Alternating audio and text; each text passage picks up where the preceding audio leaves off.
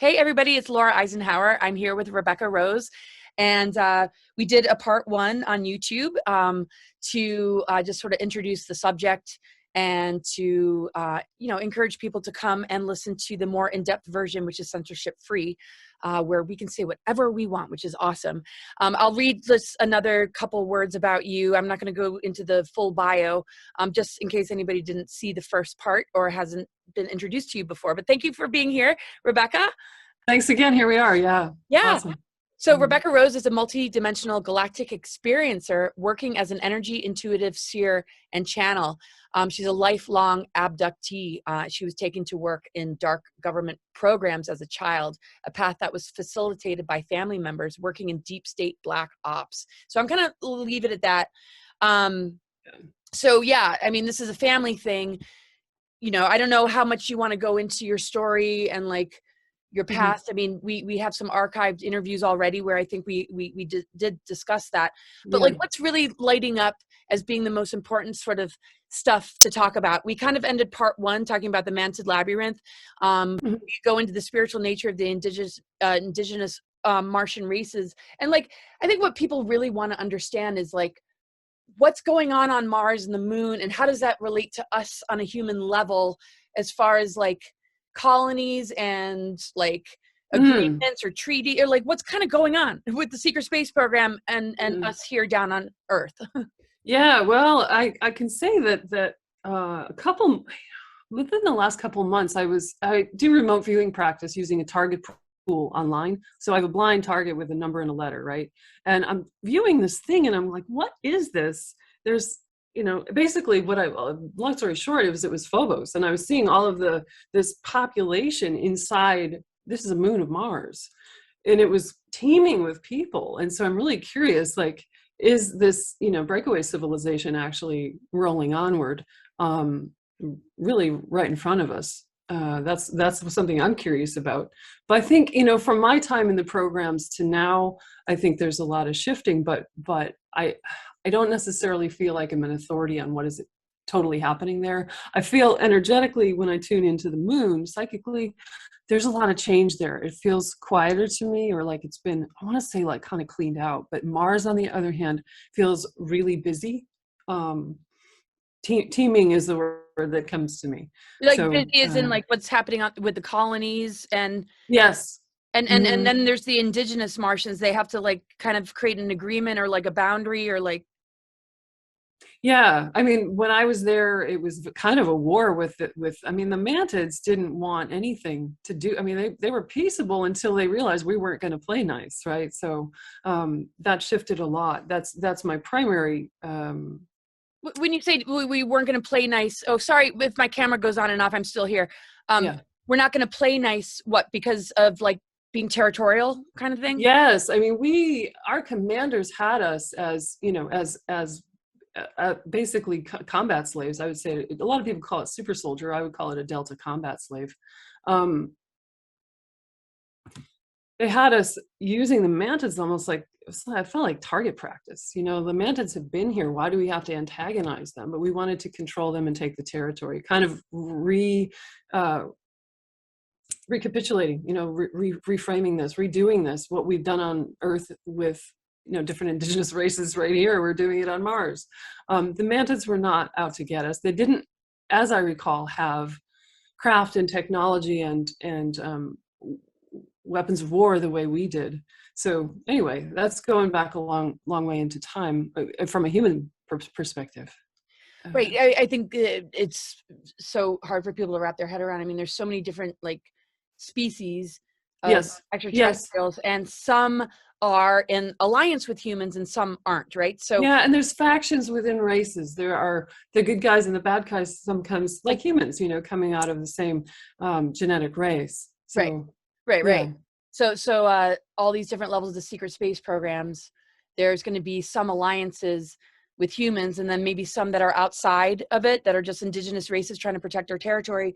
But then like the Earth Alliance, do you feel the Earth Alliance is truly in operation and a very benevolent force that is protecting the human? There's a huge light consortium out there that is very much, you know, multi-race groups that are very much helping us and are doing everything they can, I think, to shift the timeline, so to speak, and bring us into our sovereignty. And I think some of the races they have timelines that are, I want to say, they're kind of invested in that, because how we go, they go in some ways. Because we're connected. We're much more connected to them, than we realize. And but then there's also like imposters, that appear to be benevolent. Like some people who might be having contact experiences might not be dealing with what appears to be a light being or a yeah, that can totally happen. And that, reiterating like holographic technology that can. Yes. So can you talk about that and like how we can have discernment with? Oh God, yeah, that's an awesome topic. I mean, just about holographic technology. My interactions and being really owned by the Draco, especially at the end of my servitude, enslavement on Planet X, I was owned by them. They used all kinds of holographic, like we'd be punished or rewarded through holographic experiences that they would give us. They could send us into a hell realm, just with a thought. And, I always tried not to make eye contact with them. But anyway, going into how do people discern, it's like what I said in the first segment was about, you have to be grounded. I mean, I feel like everybody working with the grounding of their own being. I know that sounds like super simple. People maybe don't, resonate with that, but you have to be able to also, I, work full time as a channel and a seer, and I've always got to be super clean and clear. So I have a lot of preliminary practices I tend every day to make sure I am clear. And also working, having a somatic sense so that I can perceive subtlety of energetic information. So I'm not looking so much at what does the being look at like, what does their form look like, but what am I getting communicated to me through the non-form realm in the terms of an energy signature? And then you can read an awful lot from that. Oh, right. Totally. The energy signature is so much more important than, and humans got to get over this sort of like realm of appearances. Yes. It's really like tapping into the soul, tapping into intuition, feeling the frequency, feeling the energy, is so much more important than anything. Yeah. That's what you're really like being able to help with. So because, people like you, that have awoken to what, had been done, and the fact that you were taken into these projects and programs, if this mass awakening happens, and a lot of people are obviously waking up, and people are in the know about the secret space programs, what result does that have? Do they're like, oh, okay, now that they know about us, do they just like go away? They're like, oh, we've been busted, now we're going to leave them alone and let them be? Or is it like they're going to get even more pissed and like do some sort of like next level attack because they've been found out? Like, what do you think they're going to do in retaliation for this truth coming out? Yeah, I feel like it diffuses them. Actually, it diffuses a lot, because it's as long as nobody knows, like my childhood is the whole microcosm of this. As long as nobody knows, we'll just keep doing what we can do, and there will be no laws, and it will be totally rogue, and there's nothing that they won't do. There's nothing off limits. But using my family as a metaphor, and what I came to understand is like my family is changing. So drawing a parallel there that might be a little generous, but it diffuses the whole system. Once we're in the clear, once it's hidden in plain sight, and then we're like really, blinders off, veils torn back, and we see it, it's like it does not continue. It can't continue. Energetically, it shifts the whole equation. Right. That's what I see personally. Right. I mean, it seems to almost like trigger a healing, like you said. I mean, it does. And my own born life into this, and you're seeing your family changing, and because timelines aren't linear, that a healing process is underway. Go ahead. Sorry. Yeah. That's all I was going to say. It was just there's only good coming out of this, and it's for the betterment of everything that people are beginning to. I mean, bless all the people who are open-minded enough to listen to people like me, because I know it sounds totally fucking bizarre. Like, it's crazy. Every time I'm going to do an interview and I'm like, oh my God, I have to talk about like being on Mars and being on these other places. And I feel like, oh my God, even after a couple of years of being out publicly, it still feels a bit like that. So anyway, I thank everybody who's open-minded enough. And that itself is shifting the vibration, shifting things, just being here and listening, and like, what if this is true? Thank you. Yeah. No kidding. So just, yeah, shining a light on it. I mean, because it's multi-generational and you were born into it, your parents, right, were probably under a Oh, my program, mother's or side they of the family, yes, I'll just try and go over it in brief, but my mom's side of the family, there's dark ritual, satanic abuse running down through the generations. Her family's all German. And my mother's still, I hate to say this, sorry, Mom, but I got to tell the truth. She's still under the control of dark entities and reptilian handlers. It's really strange. But anyway, and my father was also taken into, I don't know that it was a 20 and back, but I believe he was also taken in 1952 when he was age 9. And I was taken in 1982 when I was age 9. And my brother was also in the program. So I can see now the context of like, wow, I mean, I've had to reframe my whole entire life to accommodate new information. My mother was a breeder. She was the perfect breeder. Yeah, I mean, I feel kind of awful saying these things, but like I said, like I have to tell the full story, not just parts that are comfortable and not, you know, keeping everybody safe and happy. I have to tell what's really there. And it's incredible that you're doing this. I mean, and it's interesting. I got recruited to go to Mars, but I Right. was in like a secret space program. It was like Mm-hmm. something about being a permanent colonist on Mars, and I guess it was to take a few, like they chose to take a few off planet while they create a new world order on Earth. And the reason I refuse is because it's like, we're not going to have a new world order here on Earth. We're going to like have planetary ascension, right? Mm-hmm. So I'm like similar, like a mission to just like have to be strong through this level of control, because that weaponry was on me since childhood to steer me like to go off planet, even though it's very, very different than, you know, what you had gone through. But do you see like how there might be some dots connecting to where they would want somebody like me on Mars, they want somebody like you working on their behalf to create a slave race here on the planet? And it doesn't look like it's going so well because people like you and me are speaking the truth, but yet we still see these narratives being spun. The threat of nuclear war, Ukraine and Russia stuff going on.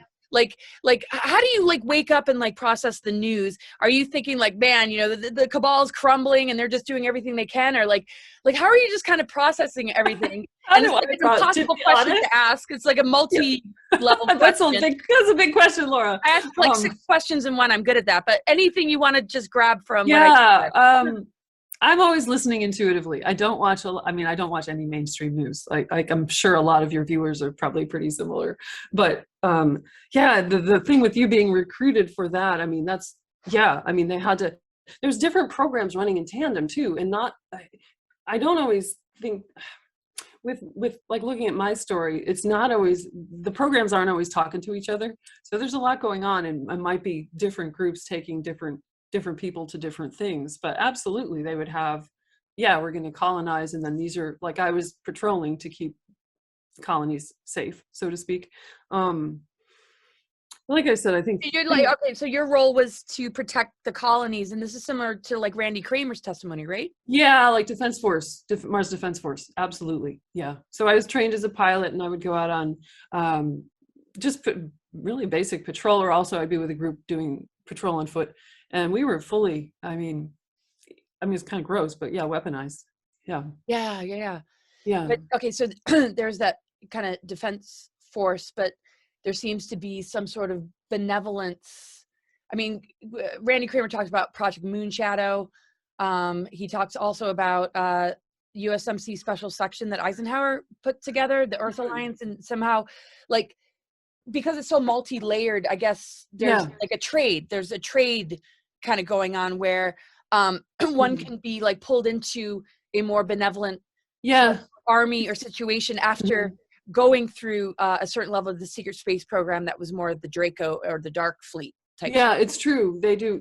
And in that way they are communicating. Like, you know, I was cloned multiple times. So very weird to think about yourself being manipulated or owned by different groups, used by different groups, particularly with the Draco. So I'm curious. I don't exactly know how that exchange went down, but it's all about trade. So they would have, you know, gotten something in return for the Draco getting me. And there, you know, at the point when you're so chemically, genetically, electrically, technically enhanced, you're built out, so to speak. I mean, you're like valuable, you know, you're a valuable thing within the trade. So, and not to mention the whole slave trade that's going on. Like when I was on the moon with the Dark Fleet base, that was a huge slave trade hub, as well as Planet X. What were we doing out there protecting the Draco's assets during that time? You know, that may not still be there anymore, but it was a slave trade hub, and they were total boss.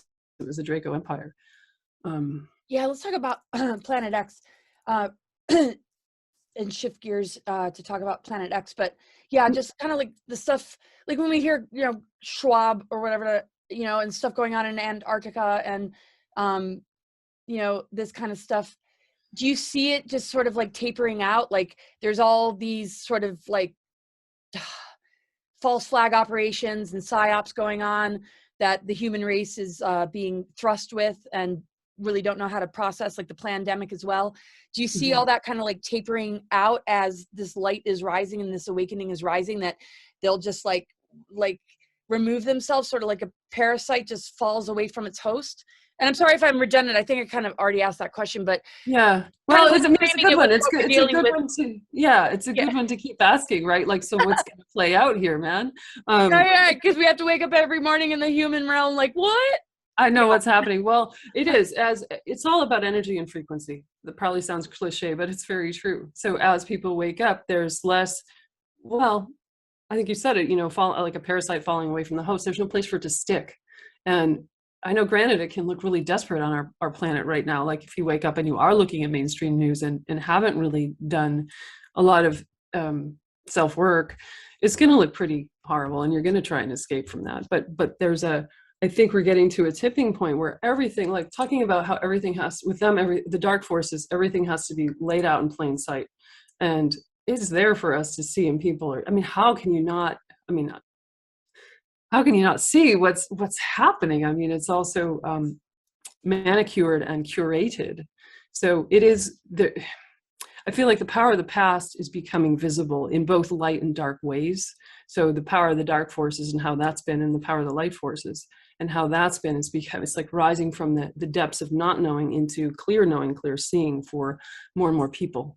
So we can see the truth of that, and how we came to experience, I believe we came here to experience sort of this polarized realm. But I don't know if I answered your question. Yeah, no, well, totally. About Well, it breaks the mind control. As long as they have the minds of the people, they have their creative energy, they have the ability to use the human race to enable their dark agendas, because of that sort of dependency bond that they create, you know, with these fear tactics, right? It's like problem, reaction, solution, you know, kind of method. So the minute we cut that cord and that dependency is no longer there, and we become more sovereign, we know we can heal ourselves. We know that we have got, you know, Mother Earth, we got like the rest of all that's with us.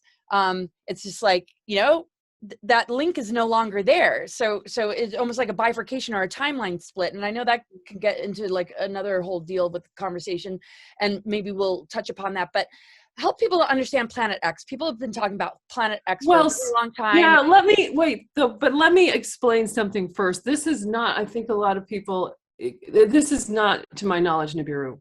This is just there's a large planet beyond the Kuiper Belt that our science has kind of dabbled with believing is actually there. That's what this was, to my memory and to what I know. I don't remember that being Nibiru. So I want to just clarify that. So Planet X is not Nibiru. Okay. Right. Nibiru might have exploded. I mean, like Nibiru, what, hit Tiamat, hit Maldak? I mean, but anyway, like, but what's your experience of Planet X or whatever? Yeah. It was just I mean, I was, like I said in the bio, I was owned by the Draco there, and I was also mainly my job there was with a, you know, a whole bunch of us, and not all who were human cyborg clones, and you know, not all coming from Earth.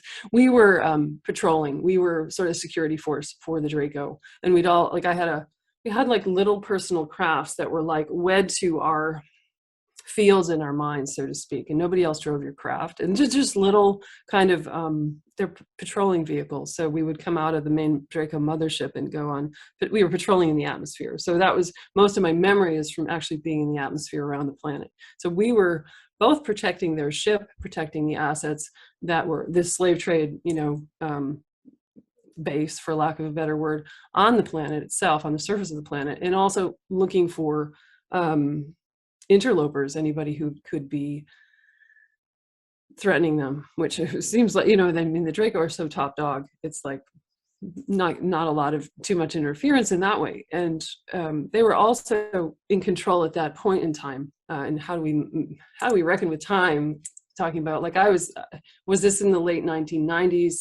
I was gone in 1982, and this all happened toward the end of my program out there. But we were protecting the Draco were in control of a portal at the center of the planet there, and really powerful gateway. And that was part of what they were using to move cargo or subjects, trade objects, beings beyond our solar system, and even, I think, beyond the galaxy.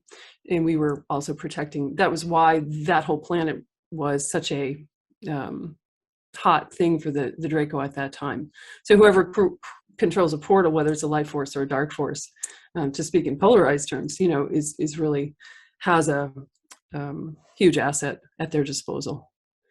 Wow. So that's a kind of soundbite of that. And the Draco are just, they were so fearsome. I mean, they're scary to kind of think about in a way. And like I said before, like I would just look down, just don't even look at them. They can read everything that's going on in your mind telepathically. They're communicating telepathically. No thought is your own, and you're entirely wed to the Draco mind stream the whole time you're there. You said wed? Like bound? Yeah, so your mind is melded, like a right. Like what? I don't know. There's no private thoughts. There's no private anything. And mind you, I'm a completely controlled combat slave out there, which is horrible to think about. Horrible to think about. I did have as I said, they weren't all humans just like me. There were other races and other experimental beings who were out there doing pretty much the same task as owned by the Draco. And one of them, I do remember him pretty well. He was a superior, and some kind of hybrid with a kind of a head of a pig. I call him the pig man of Planet X, which is pretty bizarre. And he was bipedal, and he had an armor on his chest, and he was a friend, though, despite being, he was a slave like I was, but just higher up the realm of command. And I always felt like he had my back somehow. And there's a fondness there, which is really nice in the middle of all this darkness, to have some pleasant memories or some greater upliftment in all of the this density. particular individual. Yeah. Wow.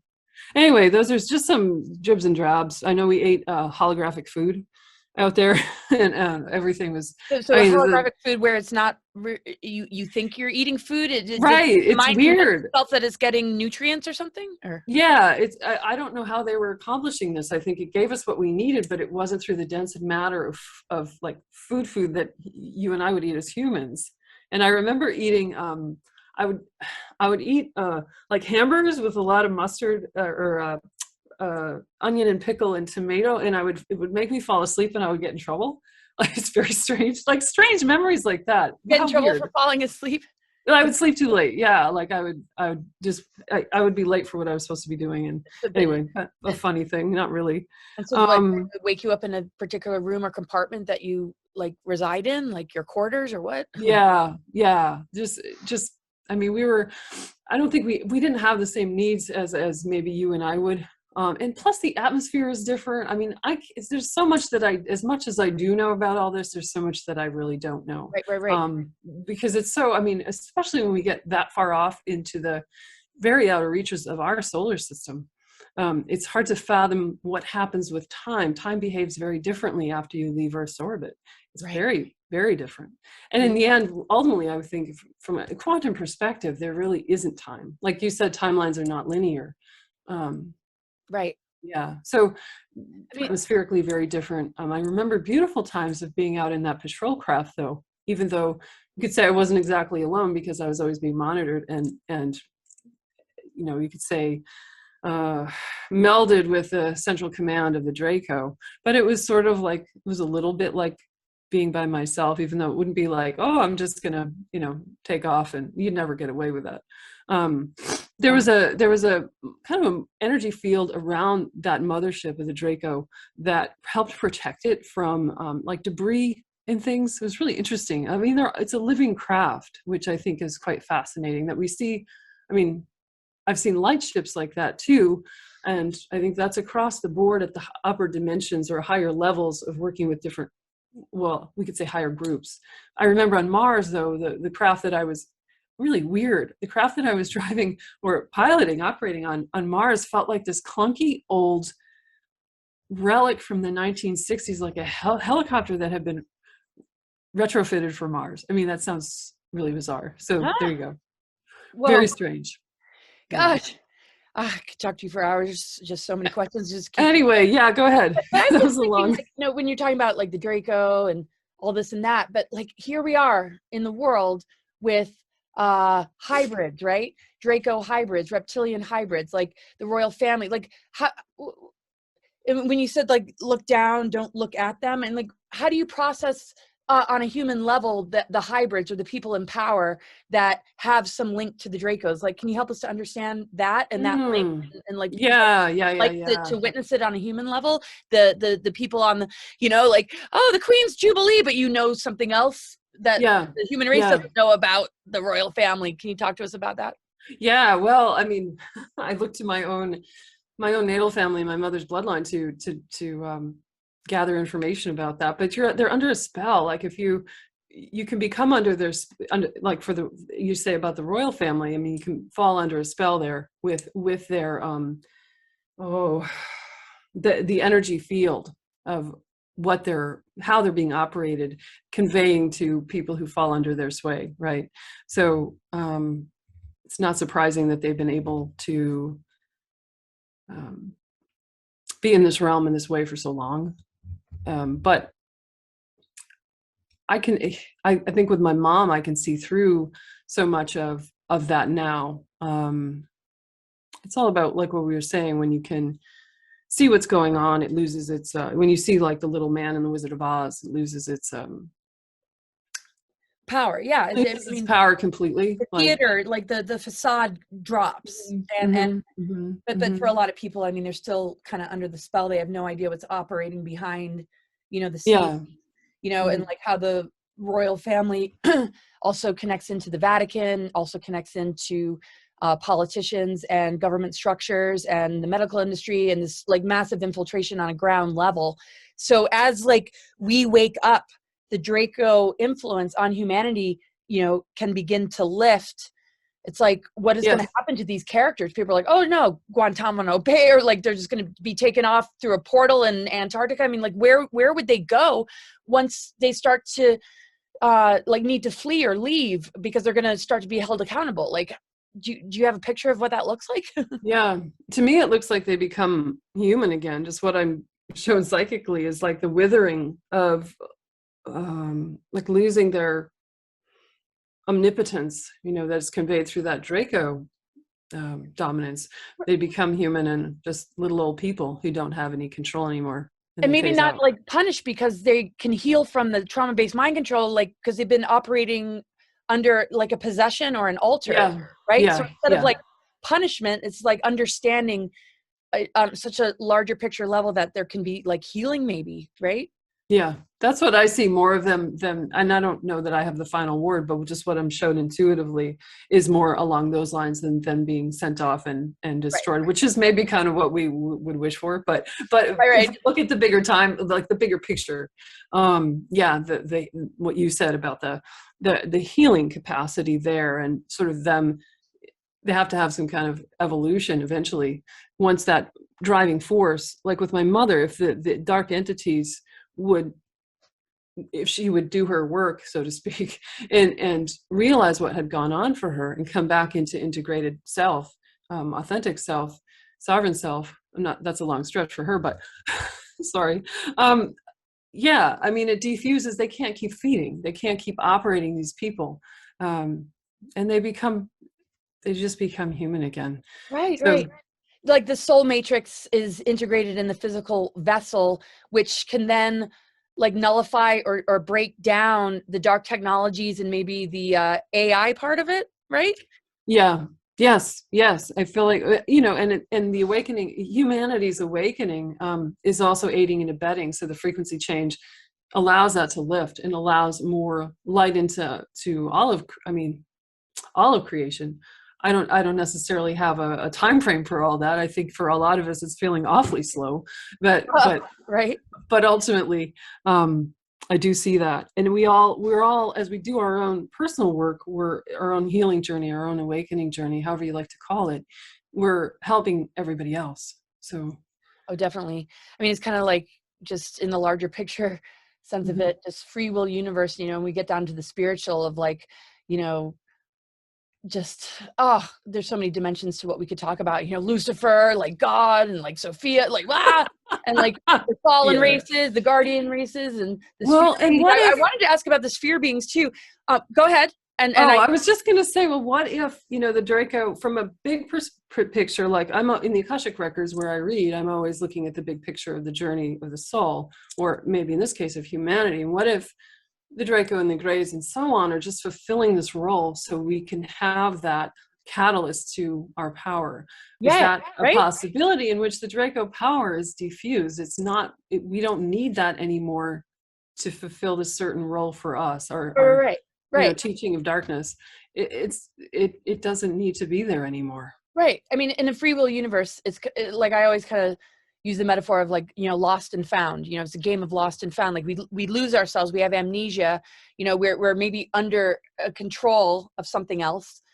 We've lost our power. You know, in a sense. You know, wherever we are, in the diversity of you know, our different journeys.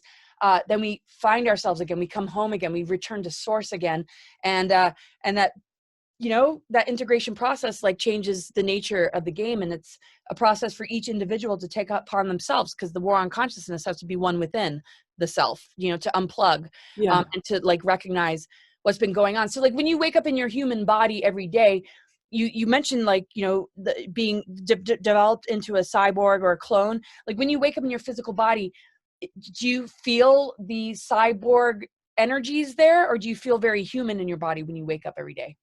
Yeah, well, I would say mostly human, very multidimensional. I see through different worlds on and off throughout the day, which is kind of strange. I do have, to be honest, I have a different sort of sensation on my left side and a different capacity on my left side. This side of my body doesn't always feel like it's here, and it's through that I'm always, I feel like there's always like stellar space on this left side, and it's where different benevolent aspects of me, galactic aspects of me, seem to come through. I don't know if that's really, you know. Yeah, yeah, Anyway, I don't know how. I mean, they co-opted aspects of this side of my body and built them out during the programs, and I think it's a that I'm using that for good now. You know, like this has always been kind of porous. Going back into, gosh, how do I talk about this? When I was little and being taken to my uncle's place where bad things would happen with bad people in the woods and dark ritual stuff, the early interventions were using that. We talk about the Ida and the Pingala, the Nadis, the Shishimna of Eastern Indian philosophy and religion, spirituality. We do have a channel that runs our energy. I'm not explaining this very well, but they were co-opting that through sodomy. And so now I have that back, and it's still very open. So I guess I could share that about my visceral physical experience and how that's kind of wed with this etheric energy system that I have. It's a bit different. I have to really work to get this side of my body here. I don't right. know how to explain No, it. There's no words to explain I that, know but it's like so. Yeah, I know. I mean, whew. As you were talking, I was just starting to think about the moon, though. Okay, so here we are on Earth, right? And people talk about the 13 moon calendar and the spiritual component and aspects of the moon connected to intuition and like lunar energy. Lunar. Connected to like goddess energies, but then there's the artificial component of the moon, and there's the, you know, like the moon, the lunar bases and like things going on the moon, you know, where it's like an artificial satellite, but yet there's this whole kind of like other quality that relates to the mother. How do we process what the hell going on with the moon? Yes, I've had that question for a long time, Laura, and I what I was shown intuitively was actually that whenever, because true, the artificial nature of the moon, very artificial, very much manufactured in a way. But when people over time on this planet have projected so much sacred energy onto that object, there's a divinity that emerges in said object. So we co-created that. Do you know what I mean? Absolutely. Oh, that's so beautifully put, and makes, because I mean the planets are so connected with us. They are. They're alive. Study of like medical astrology, it's like, okay, you know, the sun, Saturn, and all these things. You know, Saturn connects to our skeletal system and the law of structure and teeth, and you know, and it's like, you know, it's we can't externalize everything so much, because when we can like understand that we're made of it, then like you said, our relationship to it changes. Like if we're not under the Saturn Moon Matrix program, and we can relate to the moon in a sacred way, then we can appreciate the qualities and the metaphorical like qualities of the moon and the different phases of the moon and the tides and the menstrual cycle. Like it's not all artificial, because there's an organic element. So when we look at the organic and the AI, is that similar to like left and right brain, and we have to embrace AI, and it's not a bad thing? We just have to make sure that the mind computer isn't being owned and operated without the soul and without the kind of right brain, sort of like the integration of masculine and feminine, that AI can't operate without the soul. It has to be directed for the good, but if it operates separate from it, it can be used as a weapon. You know what I mean? Yes, you said that really well. Wow. Oh, good. So I'm like, fuck, did I, oops. Yes. Yeah. And that's when I talk about what was co-opted, it's all that intuitive, the feminine aspect in a way, the more, that which is more aligned with the noumenal world and the mystery, the magic.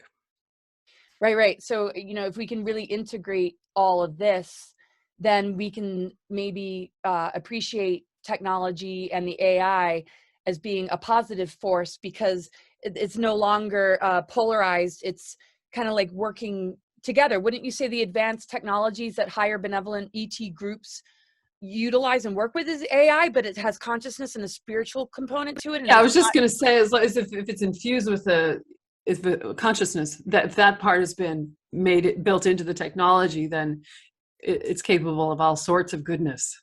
Mm-hmm.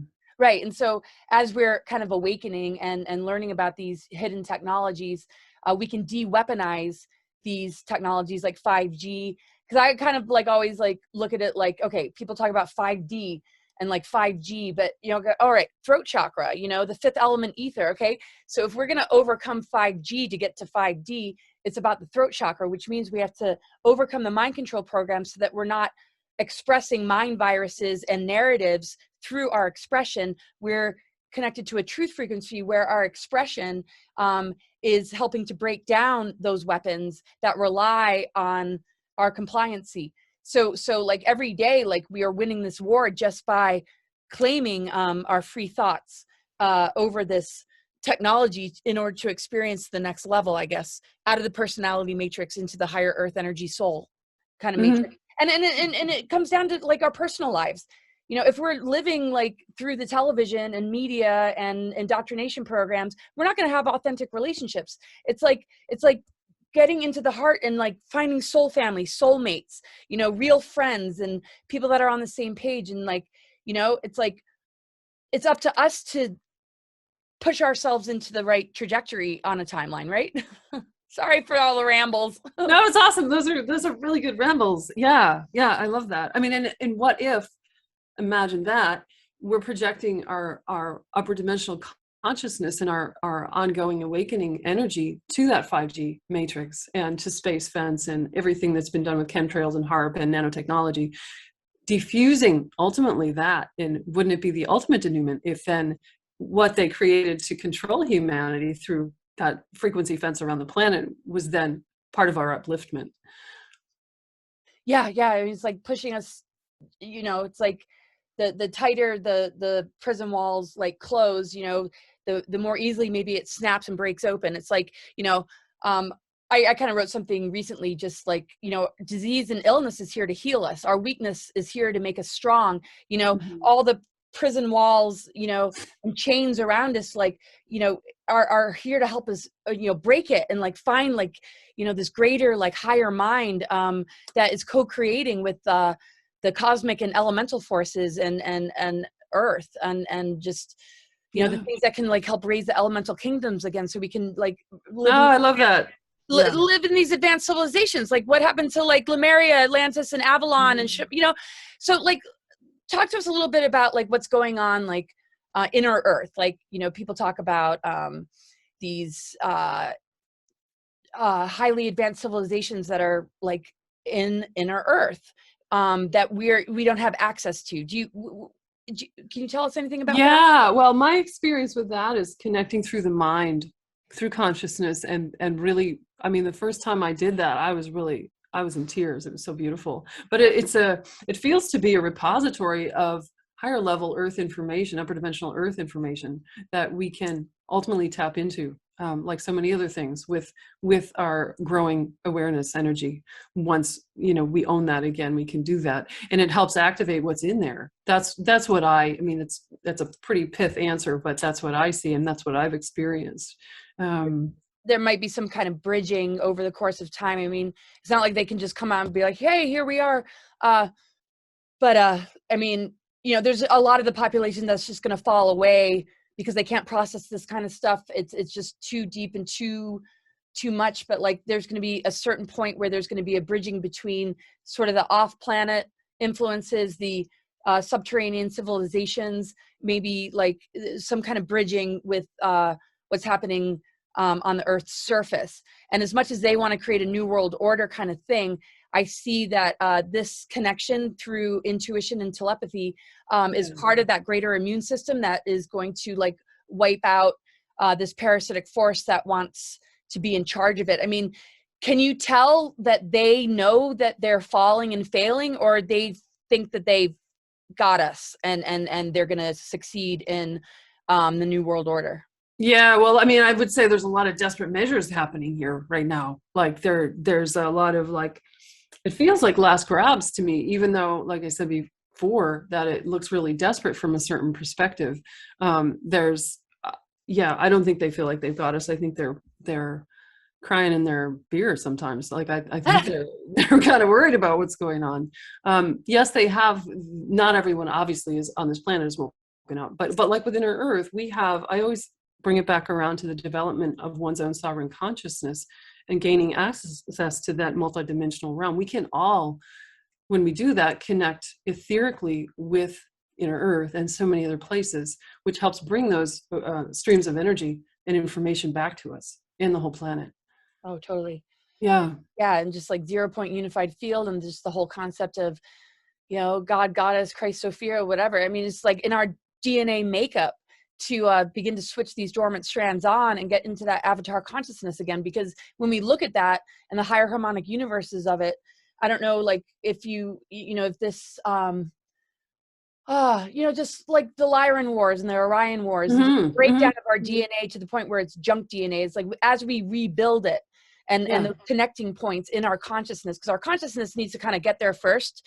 So the energy has to like be there first for the DNA to be able to switch back on, right? Like we have to perceive it for it to switch back on, and then we're able to like shift our physical bodies, like to the point where we go from carbon-based to crystalline, to the point where we can be like a Merkaba, like UFO, like consciousness ship. Is that what our potential is as humans? Definitely, Laura. Yeah, it is. We know it is. We can come and go from the physical as we please, and we're like, I mean, that's like the ultimate like victory. But at the same time, there's always going to be like some kind of villain or some kind of like a big bad wolf like hiding like behind the tree, right? Like that's just part of like creation's kind of like challenge. So that, because if it was all good all the time, we'd just be sitting there like, Yeah, I think for now maybe that's the case, but it's not forever. I don't think it's I mean, that's constantly changing. We may, like I said before, we may find we don't need that, that Draco inheritance and so on and so forth, and that archonic energy to continue operating at this level. But as long as we feel we need to grow or find ourselves again, or awaken to the fullness of all that we are, we might need to manifest those challenges or be on those timelines in order to recover our treasure. Yeah. Well, and like what I said about my whole lifetime, like right. what we're talking about, is like it's weird, but yeah, I needed that. It's very strange. And it's incredible, like you embody that storyline of rescuing those treasures, going through the deepest and darkest of labyrinths, and the underbelly of the beast, like the deepest and darkest, to be the embodied divine being that you are today is just like the most incredible story. Oh, I love it. God, I have a long way to go, but yeah, I'm on the path. I'm definitely on the path. Yeah. So anything, we probably want to wrap it up here. It's hard to wrap it up because I just could continue, but anything, that you wanted to share that we haven't talked about? Like you mentioned, like life after the programs. We've covered a bit of that. Women in space programs, you mentioned. Anything you want to wrap it up with that we didn't cover yet? I don't want people to lose hope. And I just want to thank people for listening, and all the open minds that are holding like a cradle for, experiencers to come home with their stories, and to be met in this way with, as we have the ability to hold all of that, everybody gets to heal. So with your viewers who are helping hold the story of mine and all the other program experiencers, and too, back in earlier times, it helps everybody. So we're doing a job here. We're doing a job. So I appreciate everybody being here, and all the new information that everybody's really processing and integrating. And it's a big job, but we are helping to change this planet. Wow. And what we change within ourselves is going to change what's happening in these secret space programs. Like you said, you see changes happening in your family. So, what we are able to do within ourselves has more of an impact than we realize, right? Every moment we make the right choices, from integrity or overcoming a program or a trauma, we can influence the dark to begin to heal itself if it's willing, right? Is that kind of like where? Yeah. Yes. And I feel like there's dark forces that are converting, if you like. I don't know if that's the best word, but there's a movement among dark forces, and some elements of that. I said at the beginning, there's factions out there among the different races, and there's a movement to get out of this. Not right. Everybody wants to. I think some of the dark forces want out of this as much as we do. Isn't that weird? Totally. Yeah, I mean, some probably not, but I would say some probably not. Yeah. But it makes sense to see that a huge percentage of those that are involved in all of this are kind of like screaming for help, because they've been so compromised, they've been so compartmentalized, they've been so fractured, and that if we can, like make it clear that there's love, compassion, and open arms for this kind of healing, it'll be more welcoming, instead of being like, oh, throw them like at Guantanamo Bay, or they're evil, or like they're bad, or like let's go after them. It's like we need to, like, this is why I use the term global alchemy. We need to like have the compassion and understanding of all that goes behind the scenes to make this cabal and deep state what it is, and Illuminati stuff, and have more welcoming arms, so that they feel more inspired to say, okay, I can expose this, I can be a whistleblower, I can not hold this position anymore and take this risk, because I know you're not going to kill me for it. You're going to embrace me for being strong enough to say I am not going to operate under their command anymore, and be a new world order plant or agent, or political facade, and let the little wizard, run amok. It's like enough already. So let's, and that's really important, that I'm encouraging, people to do. It's just like, let's encourage them to come home to the heart, to spirit, and to heal, and to stop playing this game so that we can protect future generations and have happy families and live in abundance with Mother Earth, you know? That's awesome. Well said, Laura. Thank you. Yeah, Well, totally. thank you. I definitely want to just have you just as a regular person that I talk to, and I look forward to next time when we can have a chat and the Seeker Space conference, if we both end up there in person. Yeah, you guys come on out to the conference. We'll be there. So yeah, any final thoughts? I'll share all the links, of course. And if you I'm just ready to close, but you can close with any final words. I have said what I needed to, and I think you've said things beautifully. Don't give up on yourself first and foremost. And every one person who's listening out there is an important part of the equation of us liberating all beings. So there's a liberation for all beings in all realms. That's what I pray for. Yeah, and it's there and it's alive, and they could not stop this. They wanted to keep you from being the person you are today. So everybody who's being targeted, the whole of humanity that's being targeted, we do not need to be too concerned or in any kind of fear, because as long as you maintain your sovereignty and you keep doing, the work on yourself and you dig real deep, you are a generator and a co-creator of a very beautiful and positive timeline. And we're going to be a united front and really just have each other's back and support one another. And as a human race, let's be a good global family. Let's be good friends and family members and get out of the divide and conquer and all the lower level bullshit social engineering in conflict, because we don't need to. We are much more powerful and we're much better than that. And let's be who we should be and check ourselves and be humble. Okay, I could keep going. I love you, Rebecca. Thank you so much for being here. All right. Bye-bye. Bye.